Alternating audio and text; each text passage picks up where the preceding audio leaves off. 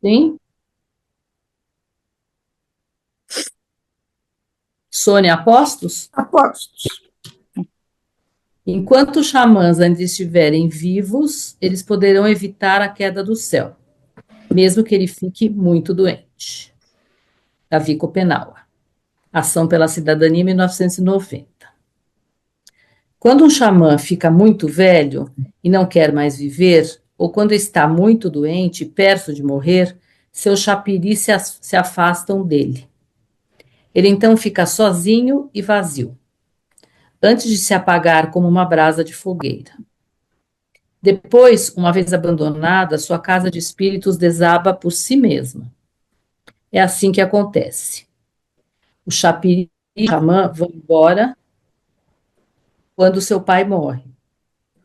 Voltam para onde viveram antes, nos morros e montanhas da floresta e nas costas do céu. Só voltam para os humanos muito tempo depois para dançar para um outro xamã, muitas vezes filho do xamã que deixaram. Esses espíritos, como vimos, são designados pelo mesmo termo que os filhos póstumos, para P, ver capítulo 4. No entanto, nem todos os chapiris se afastam do pai agonizante com a mesma rapidez. Alguns permanecem ao seu lado até o último suspiro. Só partem tomados pela raiva no instante de sua morte. Esses espíritos mais teimosos são o da onça, que apoia o moribundo e lhe dá coragem, o da lua, que com os olhos bem abertos o mantém ainda atento, e a Iamori, o espírito da bravura guerreira, que só o abandona no último momento. Porém, outros chapiris se recusam a ir embora, até mesmo após a partida do fantasma de seu pai para o peito do céu. São espíritos maléficos, muito poderosos e perigosos. Assim, o do tempo seco, o Moari, defende com suas flechas o tabaco de seu pai morto, reclamando de seus parentes enlutados que querem destruir suas plantações. Não, não queimem esse tabaco. Ele me pertence. Não se vinguem em mim. Não fui eu que causei sua morte. Há também o chapiri dos gaviões coimari, dos fantasmas poreperi, dos seres sol motokari, dos seres da noite titiri e ainda muitos outros. Sobre esses espíritos, imagens de seres maléficos, ver o capítulo 7.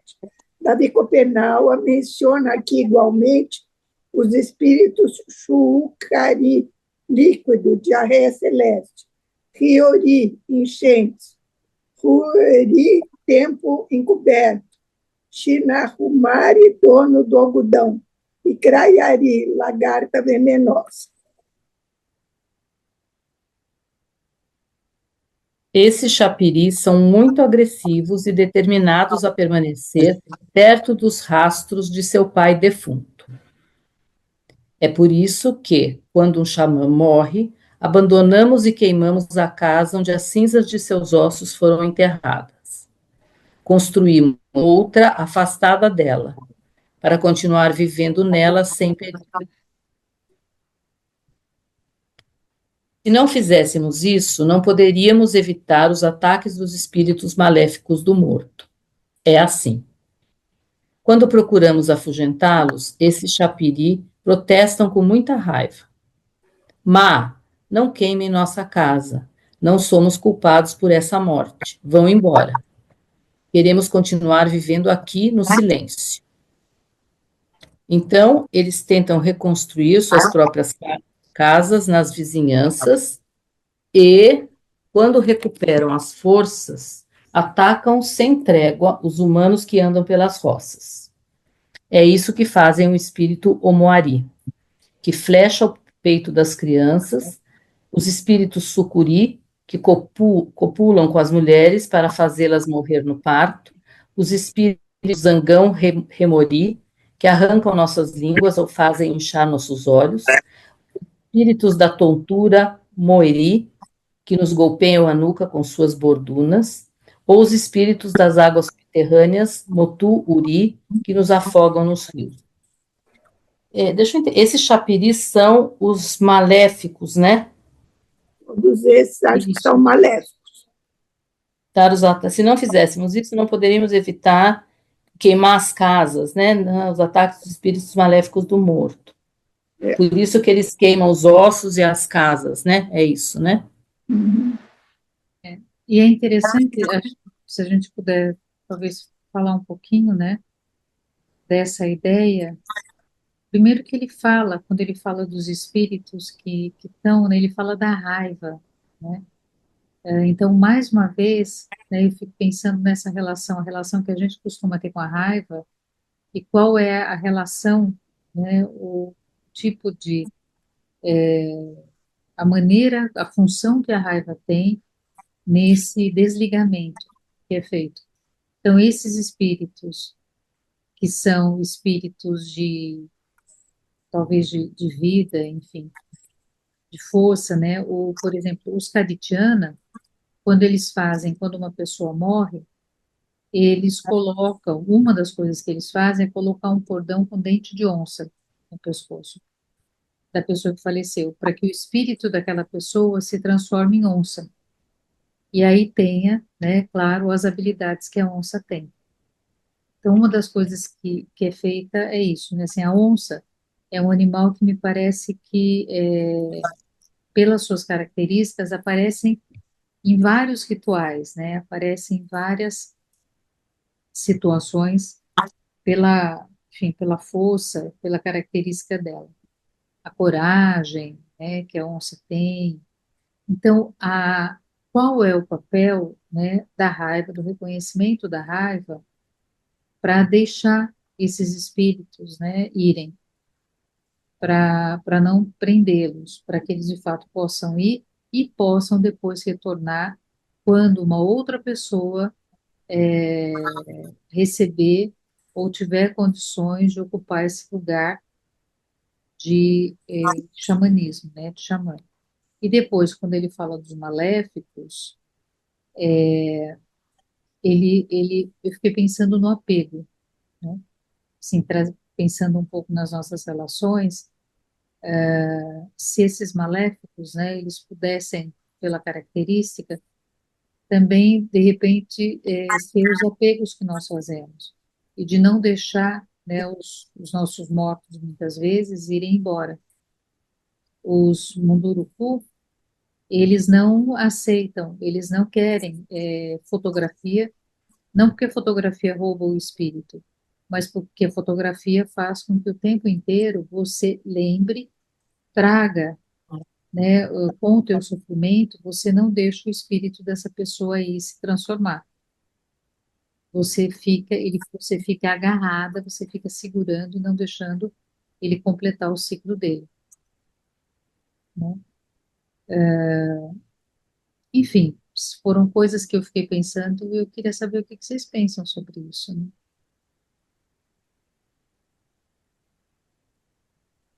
Eu tenho pensado muito, até relendo um pouco Jung, que cada vez mais eu me sinto a necessidade de me ligar aos ancestrais. Então, é o contrário, é mantê-los presentes. Eu acho que eles influenciam muito a vida da gente. A gente vive, acho que uma sequência mesmo familiar e tal. Então, eu não tenho vontade de esquecer dos mortos, pelo contrário, mas não sei o que, que isso significa dentro desse contexto indígena. Então, eu tenho um pouco o entendimento, Sônia, que não é esquecer, mas assim, a memória, através das histórias, através das experiências de vida, daquilo que você experienciou, o que foi vivido, o que foi conhecido, o que foi narrado, isso permanece. Então, aquela, não o sofrimento, a falta ou a saudade, né, que faz com que, por exemplo, uma panela que você tenha, que foi de alguém, né? aquilo te prende, porque é um objeto que foi usado por uma pessoa, que não tem mais aquela função com aquela pessoa, então eu não, se eu seguro ele, eu vou me amarrando, eu vou ficando com a minha bagagem muito pesada. Agora, as memórias, as narrativas, elas fazem parte, a pessoa não é esquecida. Eu acho que não tem o sofrimento. O sofrimento que muitas vezes, que talvez a gente sinta, né? Esses dias eu estava ouvindo um indígena falando da morte de uma pessoa da família e, e ele, né, ele falou, olha, e faz essa pessoa, faz falta, a gente sempre pensa, né? A gente teria gostado que ela tivesse ficado mais tempo com a gente, né? Mas também ela precisava ir, porque ela estava vivendo coisas que ela precisava ir, estava na hora de ir. E vai tendo um desprendimento, mas não da memória. Então, assim, foram narrando coisas que a pessoa fez, coisas, experiências de vida, experiências de afeto, né? Mas sem o sofrimento. Então, eu acho que não é o esquecimento, né? Eu acho que a relação talvez seja de uma outra forma.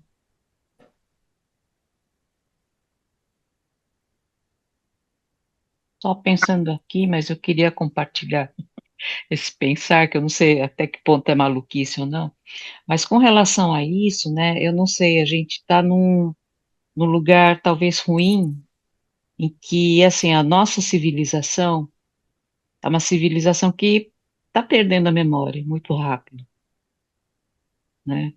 Coisas assim, sei lá, bobas, do tipo, antes do advento celular, eu sabia o telefone de muitas pessoas, inclusive pacientes, decor, né? Não precisava procurar no caderninho, que até tinha, né? Mas eu sabia decor e eu ia ligava para as pessoas, né? Simplesmente sem recorrer ao lembrete.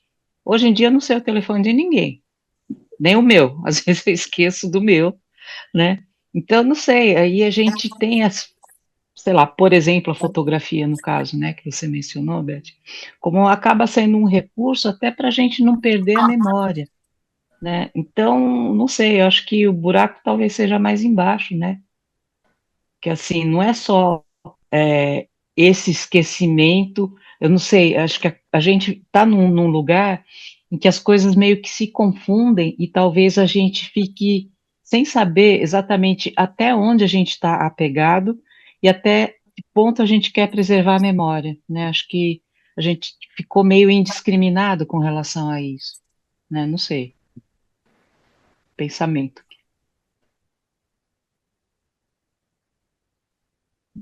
Eu também, né, compartilhando pensamento, assim, a partir do que Sônia falou e Beth falou. Eu estava pensando nisso quando Sônia falou e quando Beth falou, isso reforçou na minha cabeça, que é, mas será que não é sobre como a gente se relaciona com esses espíritos, espíritos da forma mais ampla, por exemplo, o espírito de morto, o espírito, o nosso próprio espírito, né, assim, no sentido do que eu valoro como bom, ruim, do que é para mim, assim, né, do meu interno, da minha. Não sei, será que não tem a ver também um pouco com essa perspectiva até cultural do que é importante, do que não é? Não sei, fiquei pensando por esse caminho.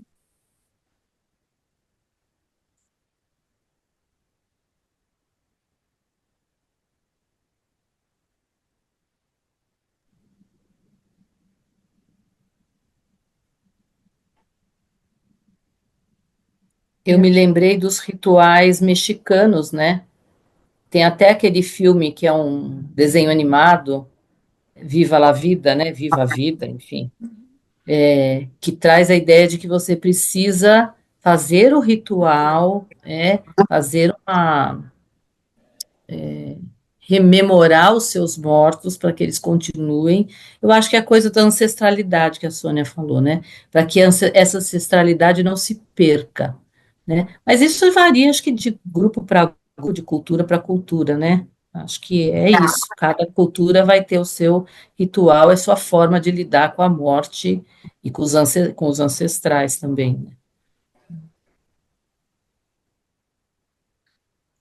Acho que essa valoração, né, que a Brena estava falando, eu acho que vai de encontro também com a fala da Beth, que é o que, onde a gente coloca a memória, o que que tem importância, né? Quais são as coisas que a gente, com as quais a gente se ocupa e com as quais a gente se afeta, né? Eu acho que esse ritual do Dia de los Muertos, ele é muito interessante também, acho que ele é mais próximo, entre aspas, da gente aqui, porque você narra as histórias, que é o que hoje, nos últimos velórios que eu fui, não tinha muito isso, mas quando eu era mais jovem, e no velório dos meus pais, pelo menos aconteceu isso também, mas a gente contava muitas histórias, e às vezes até parecia uma coisa indelicada, porque às vezes a gente ficava rindo, né? Assim, você ria, você chorava, você ria, você fazia tudo meio ao mesmo tempo, mas assim, eram histórias muito engraçadas e bonitas e que emocionavam, eram lembranças que todo mundo que estava ali ia falando, né? Então ficava ali meio um negócio, meio que comia uma bolacha, tomava um café, né? E ficava ali uma meia confusão aquilo. Quando era na casa das pessoas, mais ainda, né? Tudo bem que depois você voltava para casa e a casa ficava com aquele cheiro, né? De vela e de flor, e era um cheiro assim muito, eu particularmente achava aquilo muito estranho. E aquela casa que tinha sido toda aberta, né, para poder colocar o caixão, fazer todo o ritual, né, principalmente quando você voltava depois do enterro, a casa estava assim, o espaço tinha um vazio e todas as coisas que traziam alegria, né, televisão, rádio, aparelho de som, tudo coberto. E aí, necessariamente, quer dizer, todos os dias a vizinhança ia nas casas para fazer uma oração até chegar à missa de São José. Então, e as pessoas levavam, né, como você estava fragilizado por conta do teu familiar, as pessoas levavam sempre uma comida, né, uma bebida, você não fazia nada. E as pessoas iam e rezavam, e aí todo mundo comia, bebia, conversava, mas não ligava nenhum aparelho eletrônico. Até que chegava a missa de sétimo dia, aí começava a descobrir as coisas, né? Então a gente tinha um tempo de entrar em contato. Aí no finados, você, diferente do México, mas você lembrava da pessoa e as famílias iam de forma coletiva, né? Agora você paga para alguém e ia limpava o túmulo, né? Lá e tá, tá, tá. Hoje você paga alguém para manter limpo, você coloca flores de plástico, né? Ou leva lá, e você não tem relação, né? No México as pessoas têm memória, as pessoas narram a memória, fazem a comida do morto, fazem aquilo que a gente vê, né? O próprio Reahu, que o Schopenhauer fala lá no início, né? O ritual dos mortos caritiana, que você sempre faz a comida para o morto, coloca a comida ali, assim, o espírito não vai comer, porque normalmente ele não tem fome. Mas pode ser o morto precisa saber que você está lembrando dele. E depois de algumas horas, se ninguém comer, você vai lá e come, né? Então você celebra junto, como no México, né? Os altares ficam montados e todos os dias, no final do dia, as pessoas vão que os espíritos, os mortos ainda não comeram, as pessoas comem.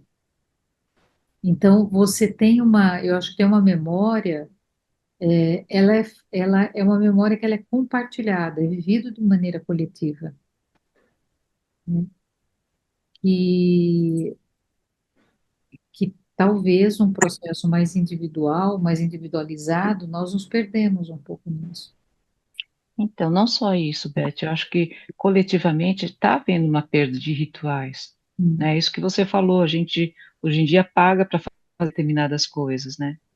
Então, assim, por exemplo, na minha família, eu só fui ter morte na família quando eu já estava adulta, né? Eu não passei essas coisas na infância e tal. E aí, assim, existe uma particularidade também, que é assim, os meus antepassados, eles tiveram uma fase pós-imigração em que eles foram proibidos de fazer os seus próprios cultos ou, sei lá, viver a própria cultura, né? Nós fomos proibidos disso. Então, assim, eu tenho, a geração dos meus pais foi a geração que cresceu sem religião, sem coisa nenhuma, porque os pais deles não podiam fazer nada, né? E aí isso chegou em mim de um jeito muito engraçado, porque assim, ao mesmo tempo, eu sempre convivi com os meus avós, né? Porque uma parte da tradição ficou preservada no sentido de que, como meu pai era o filho mais velho, ele, como filho mais velho, teria que cuidar dos pais dele na velhice. Então, quando meus pais se casaram, a minha mãe veio morar na casa, né?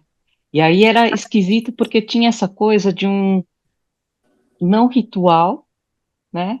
Mas aí saindo da minha família e vendo a coisa mais coletiva mesmo, acho que pensando em termos até de Brasil mesmo, né, ou mundial, não sei, mundial não tem como ter esse alcance todo, mas o que eu vejo é que as pessoas estão perdendo os rituais. Eu sou também de uma geração em que as pessoas da minha idade não queriam muito se casar. As pessoas iam morar juntas, mas não passavam pelo ritual de casamento, né? A gente tinha uma época que tinha os rituais de debutantes, né, as meninas de 15 anos para, né, se apresentarem à sociedade, sei lá o quê, né, que lá para trás era para fins matrimoniais, né? As meninas eram apresentadas para escolher o marido, enfim, né? E isso foi se perdendo porque começou a ficar careta, né? Ou sei lá, a gente acabou perdendo o sentido de qual o significado daqueles rituais, né? E eu acho que em nome dessa perda toda, que eu acho que a gente tá nesse vácuo, eu acho, sabe? De não saber o que fazer, né? Até talvez individualmente a gente vai resgatando, né? Essas coisas, mas coletivamente parece que está todo mundo meio perdido, né? Não sei, falei muito.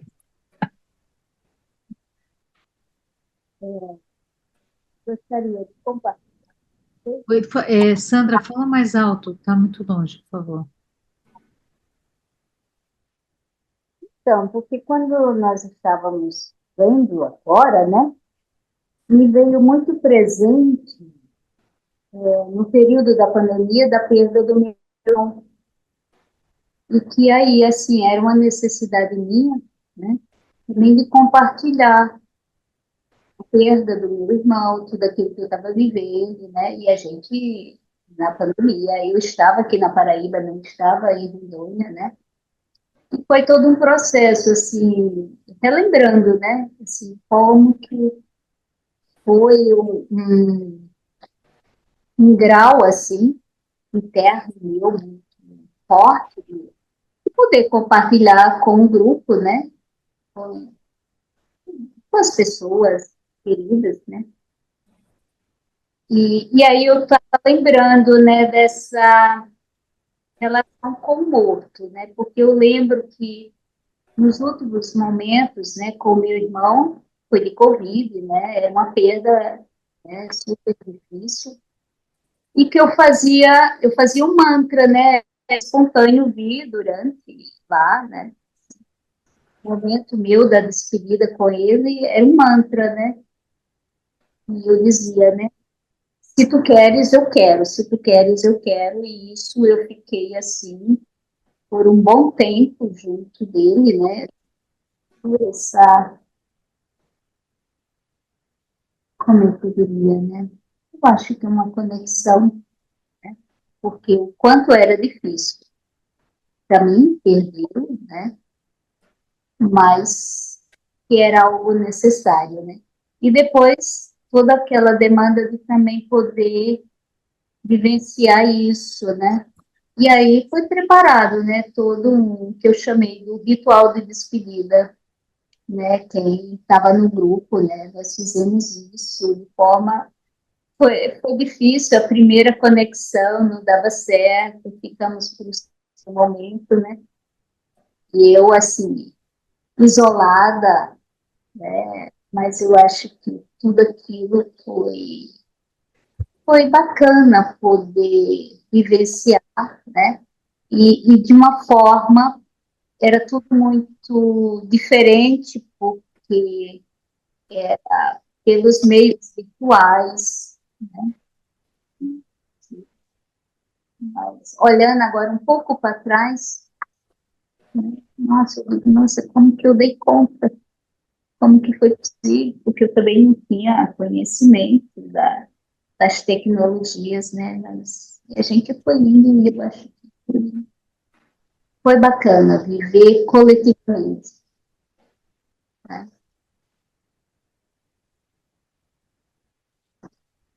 Que é isso, necessidade do ritual.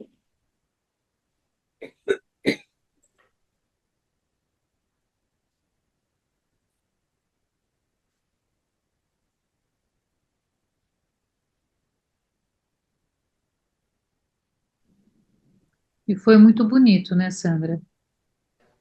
Foi muito bonito o ritual, foi bem bonito.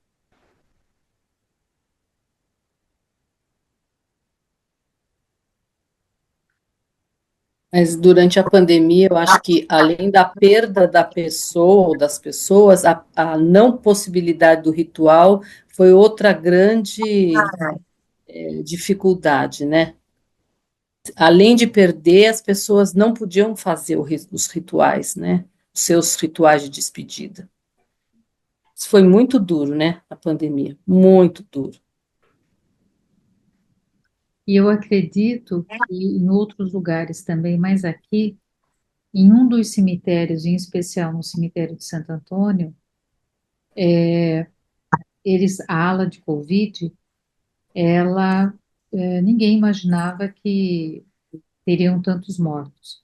Então, eles abriram uma ala, e aí tinha um gazebo que ficava em cima, né, um lugar meio abaixado assim, e ficava em cima esse gazebo onde as famílias ficavam vendo, e as famílias marcavam o corpo, então eles punham a terra, demarcavam com uma madeira, né, e punha ali uma identificação, uma cruz de madeira.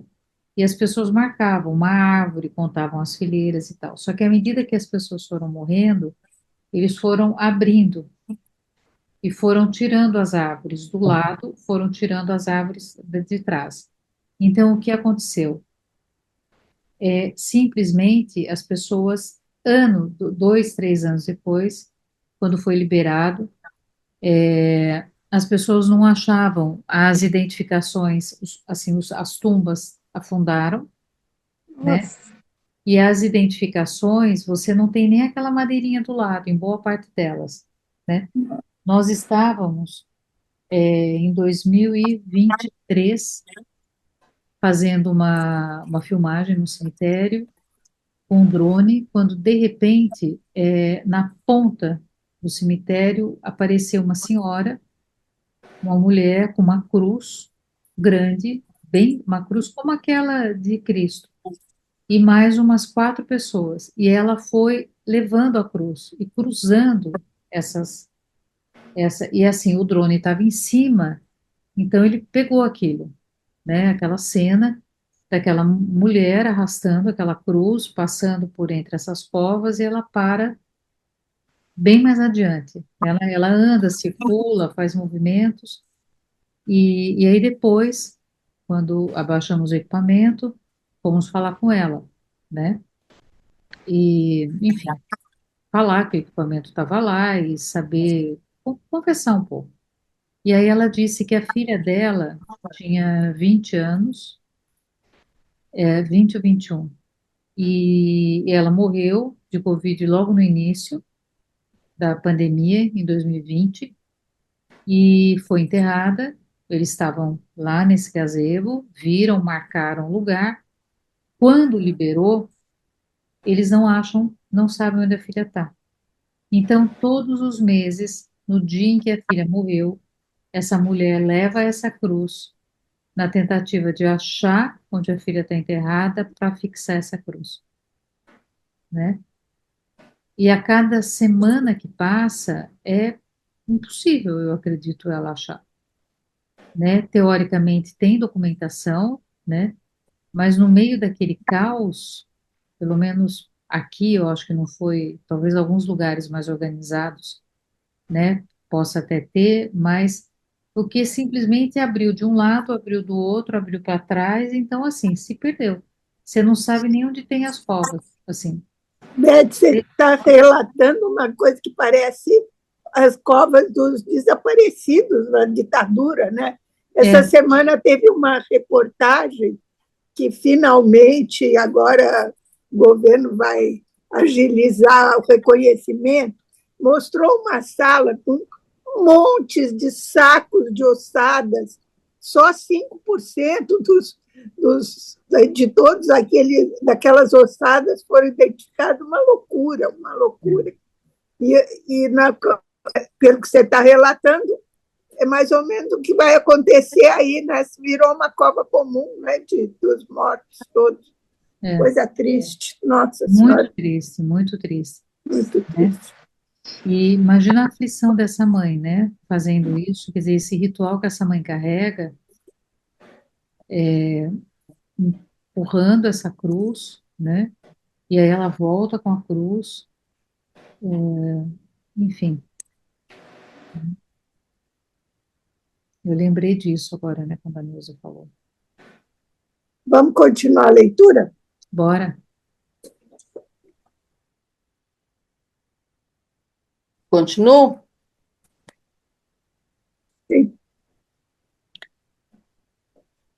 Também é preciso muito esforço para convencer o fantasma de um xamã que acaba de morrer a não voltar aos rastros de seu pai morto e fazer mal aos humanos. É por isso que, pouco depois do falecimento, despejamos as cinzas dos ossos do defunto num buraco cavado no chão, ao pé de um dos postes da casa, perto do fogo onde se esquentava. Em cima jogamos também tabaco, mingau de banana e iacoã, para aplacar a ira de seu fantasma. Depois fechamos o buraco com uma pedra e a cobrimos com terra, amassando-a bem com o calcanhar. Aí os xamãs da casa tratam de desviar os olhos do fantasma para longe dos parentes do falecido. Dizem a ele: olhe para longe e vá embora. É para lá, entre nossos inimigos, que você vai encontrar o que comer e mulheres para copular. É lá que estão os culpados por sua morte. Se não fizéssemos isso, os vivos não ficariam saudáveis por muito tempo. É verdade. Os fantasmas dos grandes xamãs, que possuem casas de espíritos muito altas, são muito agressivos. Temos muito medo deles. Isso não acontece com os fantasmas de gente comum. Eles apenas vão para as costas do céu sem mais. Sua morte não pode ser vingada pelo chapiri, só por seus parentes. Ele está falando aqui de qualquer tipo de morte? Acho que Não, sim. são duas mortes. Uma é a morte de um xamã e a outra é a morte de uma pessoa que não é xamã. Não, minha pergunta, não foi essa. Ele está falando de uma morte natural. É isso que eu estou perguntando. A morte da qual ele está falando aqui é de uma morte natural ou uma morte porque a pessoa foi morta ou é uma. Tem vários tipos de morte, né? Mas até onde eu sei, Nilson, tem diferencial. Tá. E a impressão Claro, que são dá nesse eles, parágrafo, a impressão que dá nesse parágrafo é que quando morre o xamã é como se fosse uma bomba nuclear, né? Todo mundo precisa É, correr. Não é uma pessoa comum. Morreu um xamã, aquela energia que estava concentrada nele explode e os outros xamãs precisam fazer um movimento de contenção e direcionamento dessa energia que aquela existência humana canalizava, né? é, é. então, e a gente vai ver agora na sequência, né, que ele fala do devoramento. Aí ele traz a questão das epidemias, a questão dos brancos, mas ele fala do devoramento. Então, mesmo quando um xamã ele é devorado pelas epidemias, ele é devorado pela invasão não indígena, pela invasão dos brancos, pela invasão, né? Mesmo quando acontece isso, o ritual ele é o mesmo. Tá. Era isso que eu estava perguntando.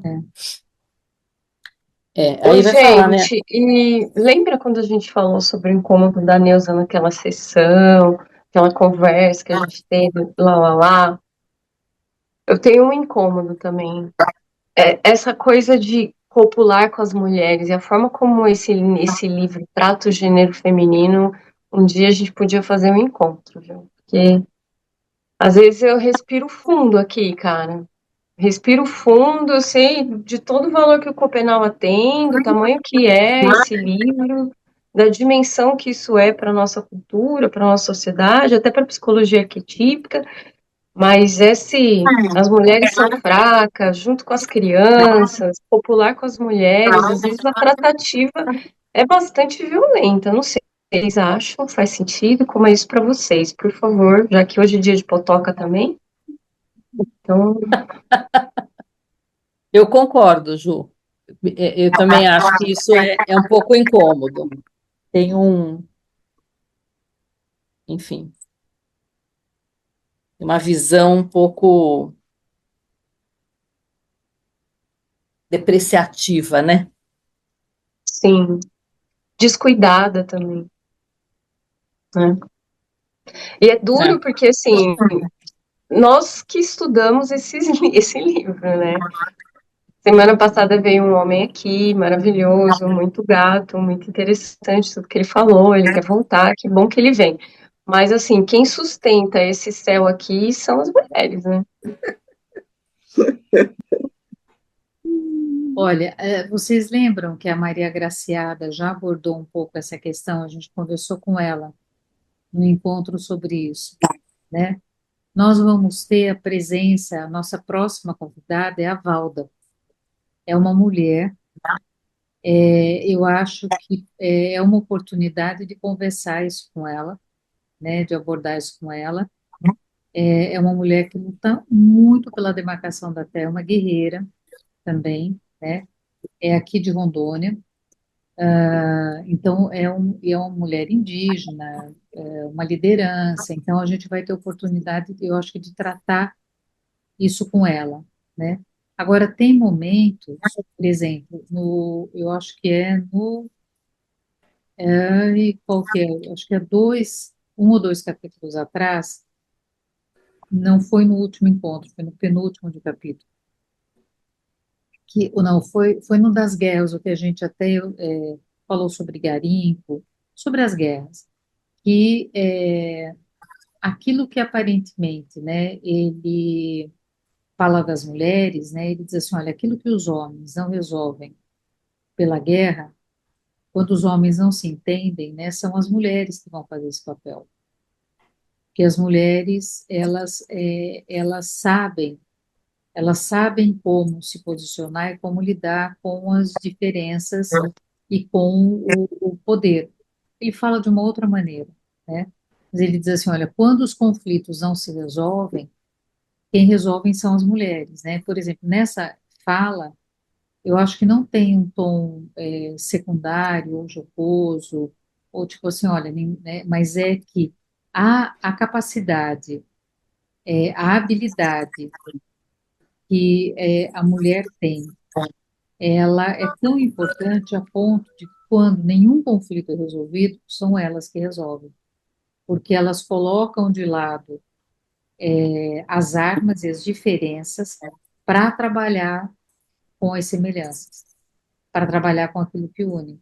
Então, eu acho que tem vários momentos que, que, que aparece também de uma outra forma, Eu já vou. né?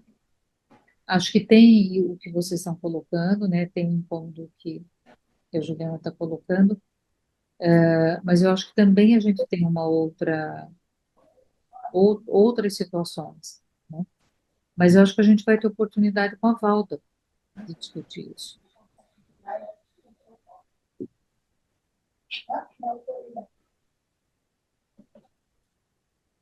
Beth, assim, se alguém também souber responder, mas essas mulheres, né, elas só ganharam uma expressão, seja na liderança, seja como xamãs também, elas ganharam muito recentemente, né? Eu tô aqui muito recentemente, acho que estava querendo lembrar, questão de uma década e meia, alguma coisa assim.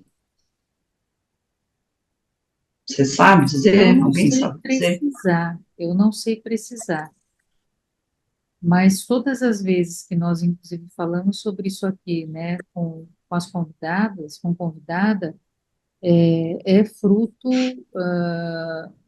é, é relativamente recente e é fruto de conquista dentro da, né, dentro da etnia. Uhum.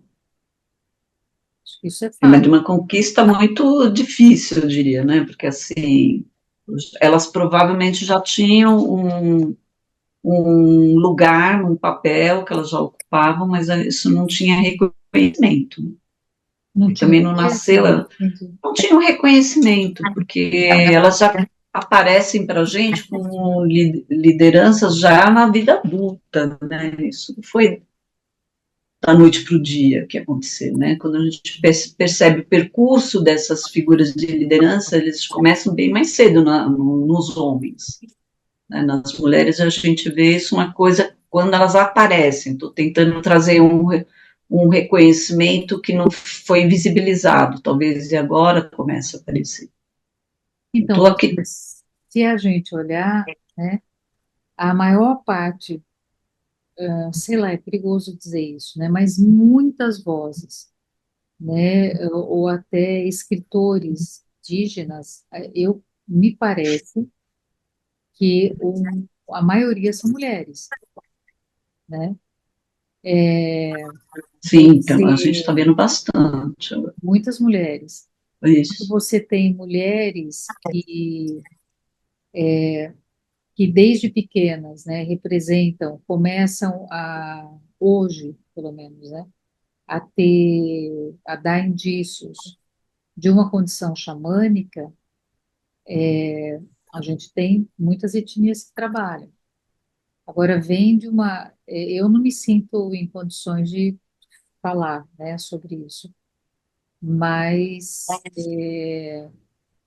eu acho que a gente tem que explorar isso com as próprias indígenas, né, para saber Hum, como é que é, mas o que a gente já viu é que, claro, tem uma formação que eu não sei onde está o fio, né, de uma condição machista ou de uma condição, por exemplo, de sobrevivência. As mulheres Maasai até hoje, elas fazem absolutamente tudo, as mulheres Maasai. E os homens Maasai são guerreiros, então eles protegem as aldeias. Só que hoje não tem mais guerras. Então os homens, eles têm uma ficam sem função, função com eles qualquer ficam função. quase sem função. Então as mulheres constroem as casas, as mulheres preparam os alimentos, as mulheres cuidam dos filhos, as mulheres geram os filhos, e muitas vezes os homens ficam se preparando e prontos e no entorno para proteger a aldeia, né? Só que podem ter animais grandes, né, de ameaças, mas não tem mais guerras. A função guerreiro, ela não existe mais como existia, né? Eles não se reinventam, né, também, assim, se atualizam É, também, né, não, não aqui sei. Eu acho que pensando, teve, eu mas pode falar, Ju. acho que teve um capítulo aqui atrás, eu acho que foi no capítulo em que ele estava, quando ele vai para Funai, e aí tem uma mulher que tem a mulher que era do cara. Ali deu, assim, é óbvio que tem diferença na tratativa e que tem nuances, porque que da nossa sociedade para deles, embora eles sejam patriarcais também, tem muita diferença o patriarcado branco, ocidental, que a gente vive, e o patriarcado dos povos originários. Quem fala isso é aquela feminista, a Julieta Paredes, que fala sobre o feminismo comunitário, não sei se vocês já ouviram falar, ela é da Colômbia, da Bolívia, ela é da Bolívia, e ela traz o tecido feminista dos povos Aimara. Assim, ela fala muito sobre essa distinção entre o patriarcado dos povos originários e o patriarcado branco ocidental. A mulher tem uma diferença mesmo na tratativa. O que parece aqui é que elas têm mais autonomia sexual, muito mais liberdade nos corpos delas, de poder exercer aquela coisa da castidade, da virgindade, elas estão mais livres nisso. E parece que os homens das aldeias, os pais, os irmãos, pelo que eu estou vendo aqui, eles têm mesmo uma função de proteção, alguma coisa que ela é nossa. Ficou isso naquele capítulo, assim, ela é nossa, a gente cuida. Não tem um lugar que no mercado branco a mulher é execrada, exilada, ela é queimada, ela é jogada pelos pais, pelos irmãos, pelos filhos, né? Assim, não é o povo que nos conquista, são os nossos que nos traem, nos matam. Parece que lá elas têm um resguardo desse lugar. Os delas, os pais, os filhos, os irmãos, são ponta firme no sentido de proteção. Não importa o que elas façam, elas são nossas. Isso já dá outra condição, me arrepia de pensar, né? Isso já coloca a situação da mulher em outro lugar. Elas têm parceria e cumplicidade desses homens. A gente não, a gente pode ser jogada na fogueira a qualquer momento. Assim ficou no patriarcado ocidental. Mas mesmo assim, o lugar delas parece um lugar subalterno, né? Onde elas não têm muito uma condição e uma possibilidade de socialmente, culturalmente ali ter e se engajar num lugar de poder. Mas vai ser maravilhoso quando elas puderem estar aqui, a gente puder ter uma conversa de comadre, de manas, né? Para poder saber delas o que vem. Fico captando isso na leitura, essas diferenças, assim, essas nuances, não sei. Eu acho que deixa isso na ponta da agulha, Ju, para quando a Valda vier. Que eu acho que é uma mulher, assim, bem... A gente teve isso também com a Ai, como é que ela chama? Ela é escritora, maravilhosa, que é escritora. É. esqueci agora. Ela é, né, ela foi, né, ela arrasou. Gente, como é que é? Esqueci. Vou Enfim, lembrar. a gente daqui a pouco lembra. Mas, e ela abordou muito isso, né? Então, acho que vamos deixar, não esquece aí, deixa anotadinho para a gente poder fazer isso, né?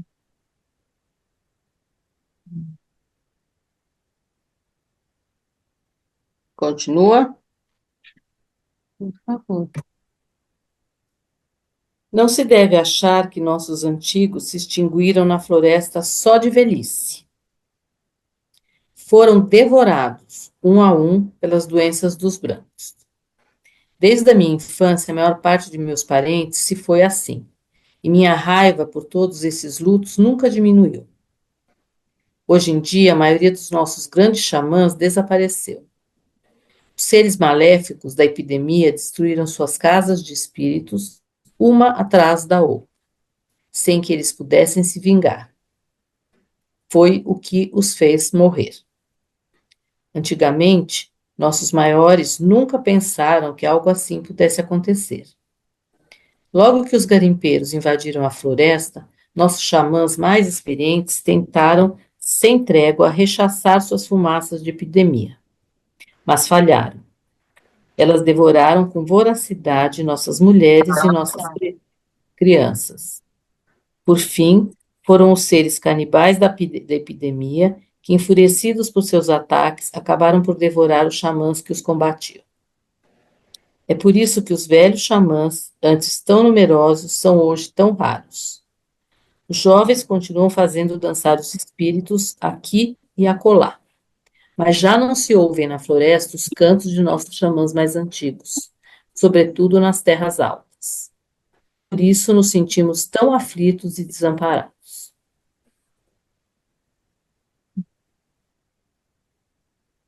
Querem falar alguma coisa? São as terras altas. Vocês sabem? Sobretudo nas terras altas? Eu não sei. Pelo que me parece, essa região que os Yanomami viram é muito montanhosa, então talvez sejam aqueles que moram lá para cima. Pode ser ali mais para a Venezuela, né? Pode ser Pensei uma isso, questão assim, como se geográfica, né? fosse uma Amazônia mais para cima. Eva Potiguara, só para lembrar, constar que estava pensando que é Eva Potiguara.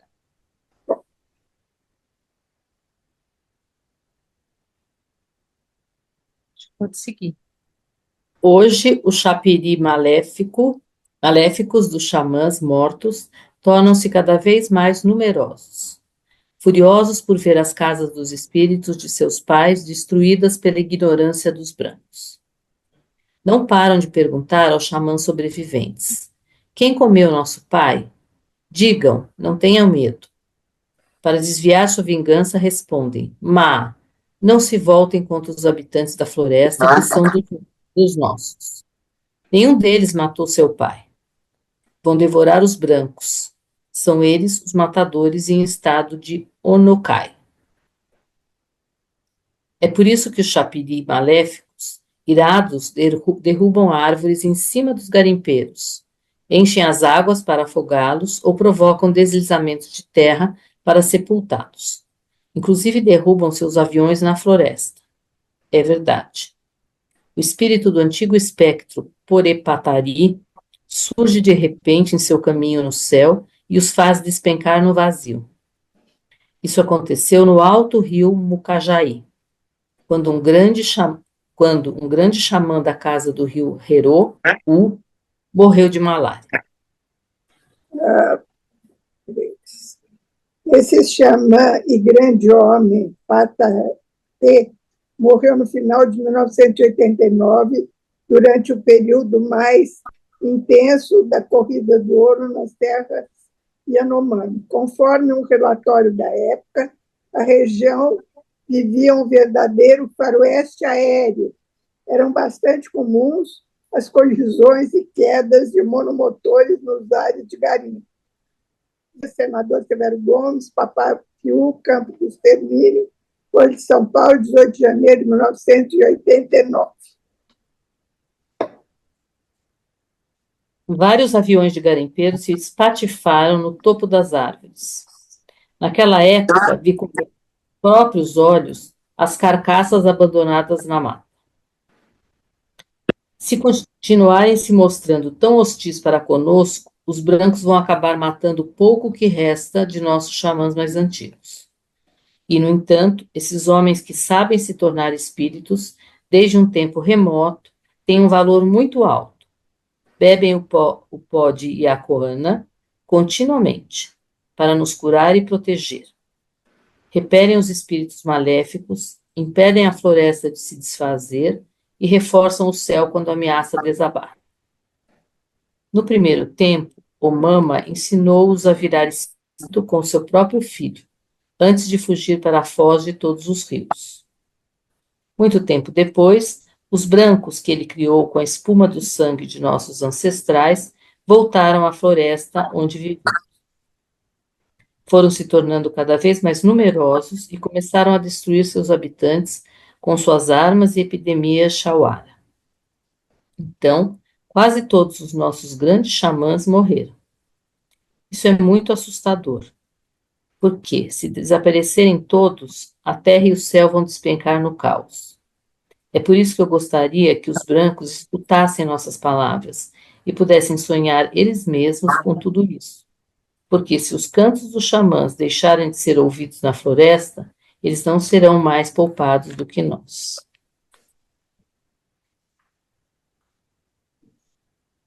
Alguém quer substituir Neuza, que talvez esteja cansada. Não, pode alguém falar, que daí muda a voz.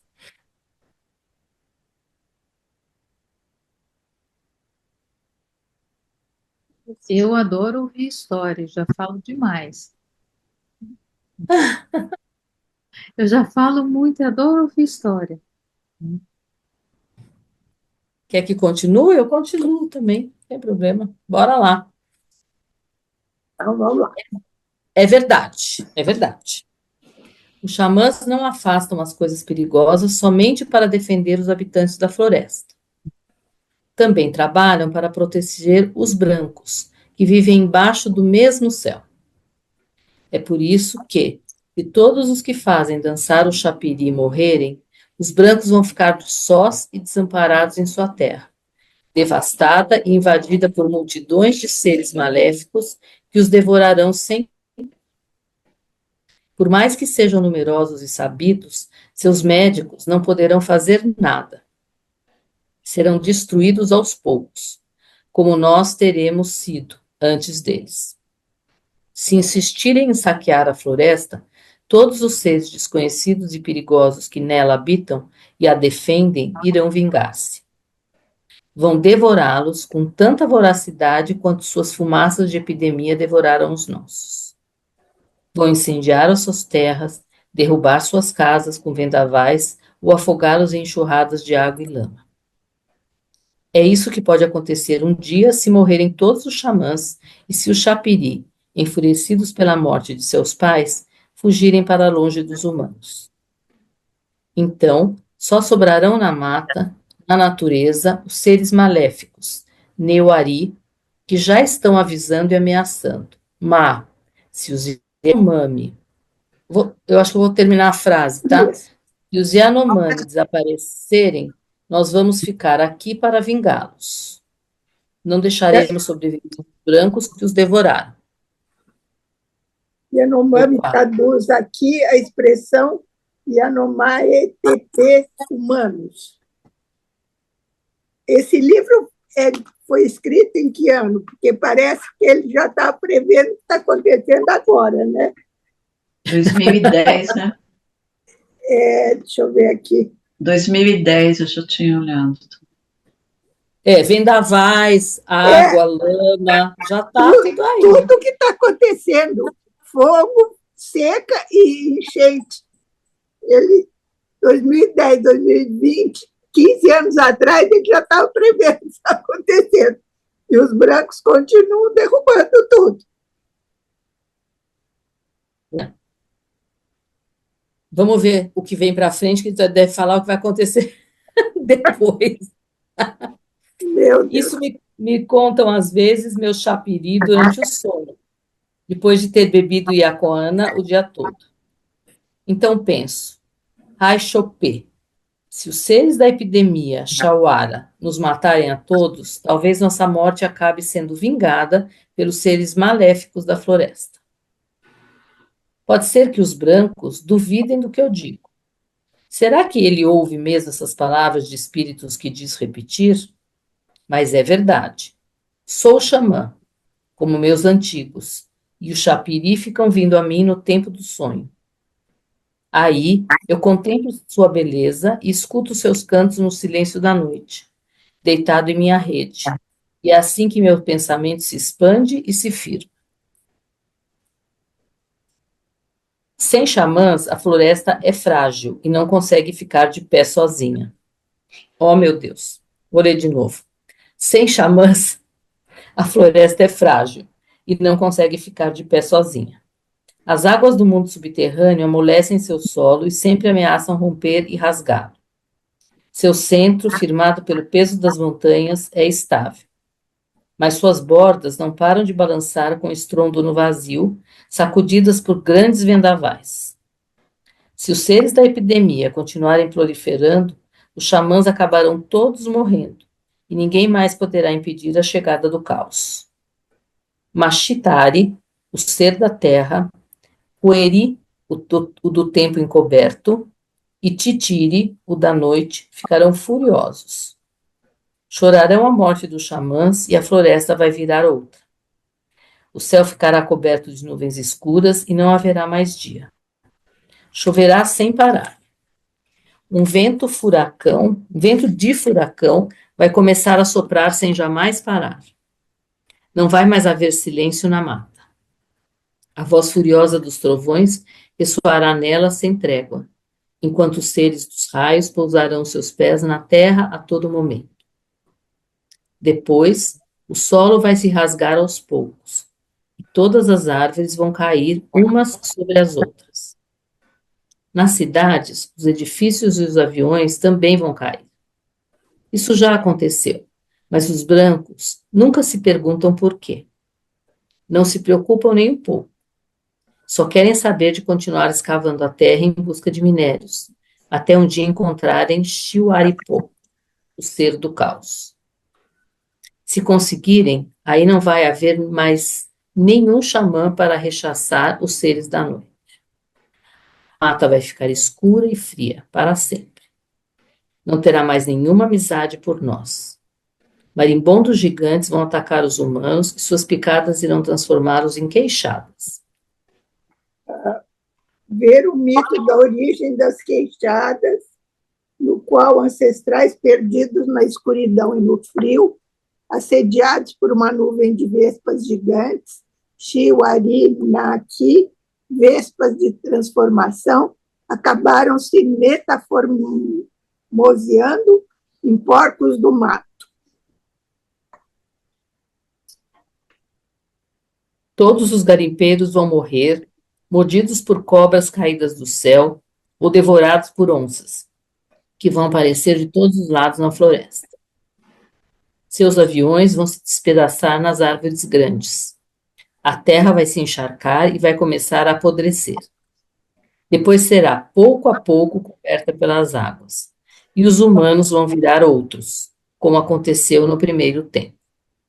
Ver sobre enchente e devir outro, o mito de origem dos forasteiros, no capítulo 9. Ver ainda o capítulo 8, sobre as manifestações cosmológicas que acompanham a morte dos xamãs em ataques guerreiros ou por feiticeiros inimigos. Vamos fazer uma pausa aqui. Quem são os xamãs para a psicologia? No nosso entendimento, né, a maioria aqui é psicólogo ou é da área, né? Enfim, a gente está aqui interessado nisso, né? O que é esse xamã que o Schopenhauer fala?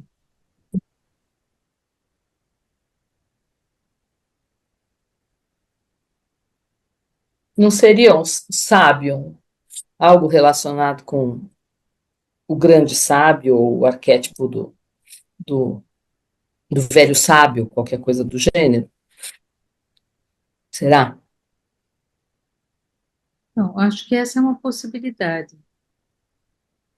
Acho que também alguém que foi fundo no processo de individuação, né, de conhecer o inconsciente, o contato com os sonhos. Não sei, pode ser. Também acho. Quando a gente está lendo, vai me vindo, nessa parte que a Beth perguntou, vai me vindo um capítulo do livro Caliban e a Bruxa, quando a Silvia Federici fala que a Inquisição só acaba quando um modo de vida acabou, que é o modo de vida das bruxas. Que a Inquisição acaba não são com as mulheres que se dedicavam àquela arte ou àquela ciência, né, da magia. O que acaba é um modo de vida, que a hora em que a Inquisição acabou, já tinha se instalado a modernidade. Aquela forma de viver de forma metafórica e a magia. Então, não sei, a impressão que me dá aqui é que quando os xamãs acaba um jeito de viver. Acaba algo que eles representam como sendo alguma coisa que faz uma ponte, uma conexão. Que a hora em que acaba a conexão. Não sei. Quem são os xamãs, né? Para mim, são a ponte mesmo. Assim como foram as bruxas na Europa. Um modo de vida, um modo de existir e de se relacionar. Com a existência mesmo.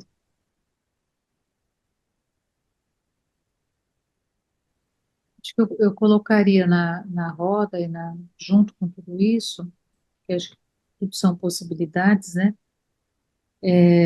Assim, os xamãs são sujeitos, né? Uma das coisas que o Copenau fala e que eu já vi de outros xamãs, que o xamã, ele existe, né? Ele está ali, mas ele precisa se colocar à disposição da coletividade.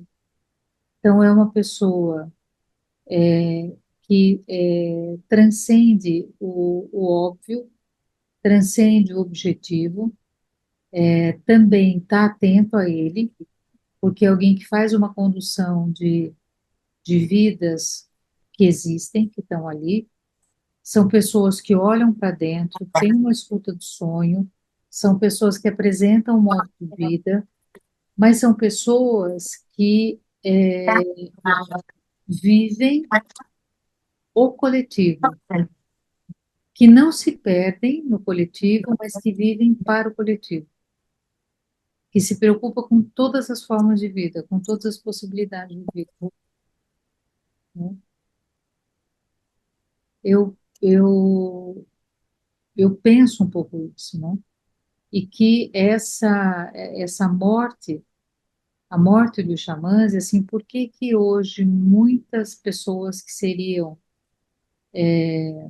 poderiam, né, talvez ser trabalhados para xamã, por que as pessoas não querem, né? Em muitas aldeias as pessoas não querem, porque você vai para um outro modo de vida, onde tem talvez assim um sacrifício no sentido do nosso modo de vida, onde a preocupação primeira, você não se perde, mas ela não é você.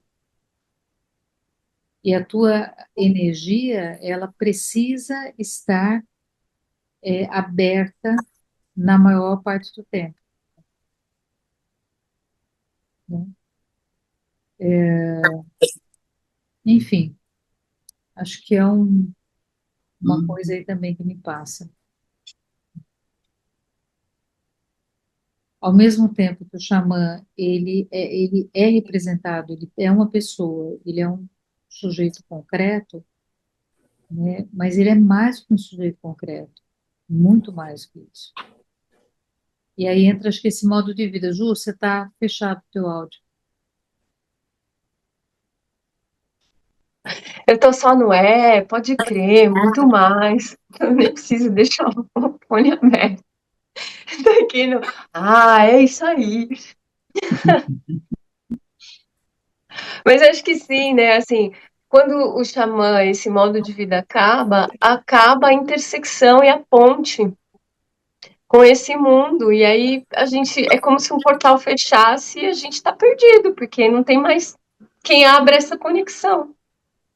A floresta derrete nesse sentido, assim, não tem mais como conversar com ela, não tem nada que mantém e sustenta a energia de vida entre eles são responsáveis por isso, né? Acabou isso, acabou. O que fica? Ficam as máquinas. O Matrix se instala, acabou. Não tem mais nenhum foco de resistência. Nada que resiste, que se contrapõe a esse mundo materialista e Matrix. Gente, Acho isso. vocês viram uma série que chama Resident Alien? É uma série que ela é considerada como uma comédia, né? Mas na primeira cena, um alienígena cai na Terra e aí ele tem uma missão a cumprir. E assim, ele acaba de ter um problema lá na nave, ele caiu. E aí, embora seja uma comédia, a primeira cena ele mata uma pessoa para tomar o lugar daquela pessoa, né? Então, assim, é um pouco, é, é uma série um pouco estranha, como no meu conceito de comédia. Mas, e assim, é uma série muito em senso comum, muitas coisas. Mas tem uma coisa interessante, porque a função dele, ele veio carregando um, um elemento que vai diluir os humanos. Então, assim, o povo dele, que é um povo mais evoluído, olha para a Terra e vê que a Terra está perdida. Então, eles têm, tipo, uma bomba que, quando jogada, ela preserva tudo, menos os humanos. Então, os humanos, eles somem feito pó. E aí, esse sujeito, ele, como ele caiu, ele perdeu esse equipamento, essa bomba, e perdeu a nave. Então, ele está numa cabana, isolado, e tenta encontrar essas coisas para poder terminar a missão dele, né? Só que morre, o médico da vila morre, e aí sabem que o cara que mora lá é um médico, e vão lá chamá-lo, né? E ele rapidamente aprende as coisas, enfim, tal. Mas aí ele acaba indo para a cidade. E tem uma criança que enxerga ele como ET. E aí, assim, existem pessoas que são hipersensíveis, e normalmente são as crianças que têm essa característica. Então, todo mundo olha e vê o fulano. O menino olha e fala, um ET, né? E aí tem, enfim, a história se desenrola. Mas o que é interessante é que ele vai conhecendo os humanos, e na maior parte das vezes ele fala, olha, é por isso que eu tenho essa função.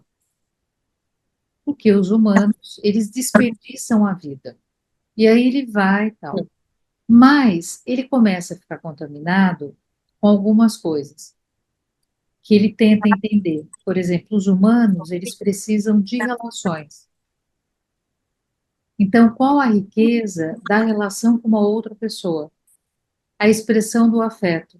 Ele vai começando a olhar, né? Eu não vi a série toda, mas ele vai olhando, ele vai percebendo, assim, ele começa a se questionar se ele deve ou não tentar terminar de cumprir a tarefa. Até agora, até quando eu vi, ele achava que devia, mas ele vai sendo mobilizado e ele fala: Nossa, essa é uma condição que, apesar de serem como lagartos, os humanos são assim, como lagartixas, eles são, né? Eles não são tão bobos, tão burros, tão ignorantes, tão sem inteligência, mas eles destroem tudo que eles tocam, né? Mas aí ele vai percebendo é, o valor, ele vai percebendo o afeto, a relação, a presença do outro, e isso começa a contaminá-lo, né? Então é muito interessante, e assim as pessoas diluem, que lembra o Covid, né?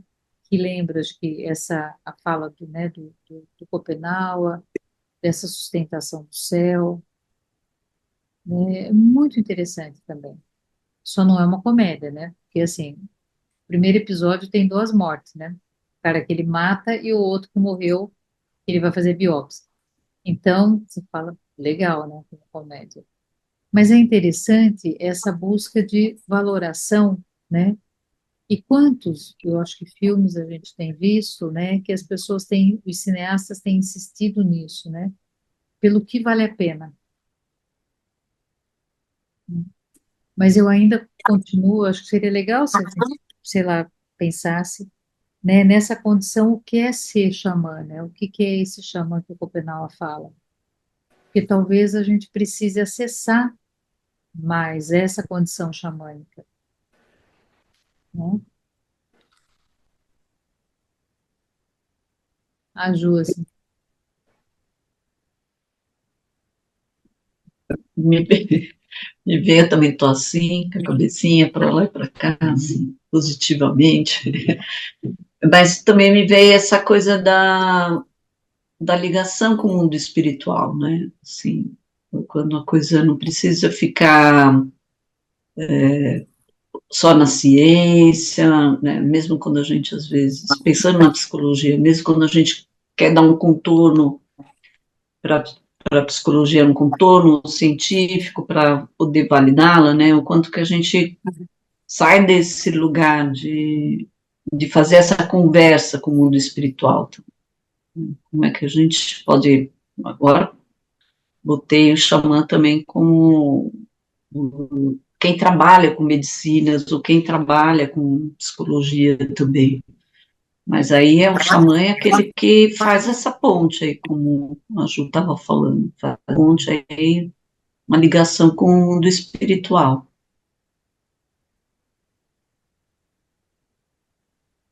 Sem pensar muito, o que me vem é assim, tipo, o xamã talvez não seja nada que já exista dentro dos nossos estudos psicológicos, mas talvez seja um arquétipo a ser despertado na gente, né?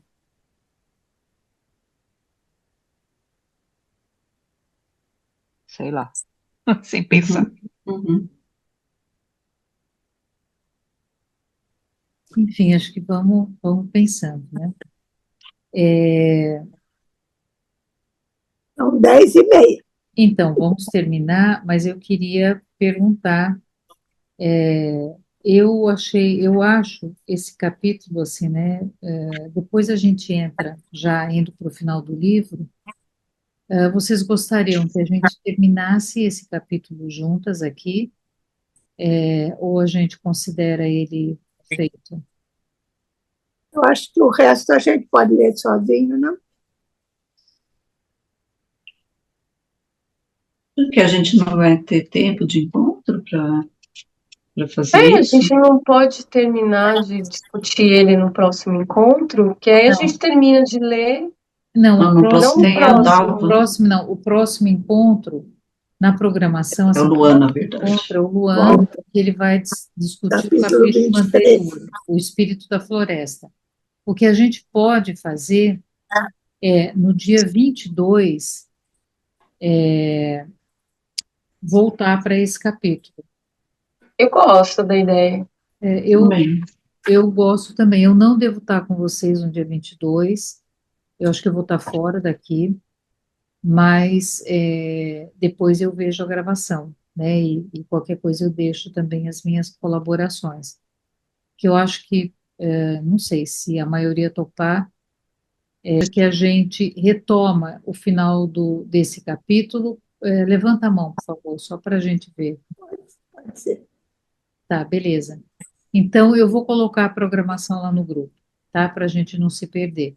Mas aí a gente volta para o capítulo anterior, no próximo encontro, e acho que vai ser legal também, porque a gente vai estar com essa coisa do xamanismo, né? Dos xamãs aqui bem vivo, né? A gente pode aproveitar com o Luan, depois pode aproveitar com a Valda, depois tem mais convidados também.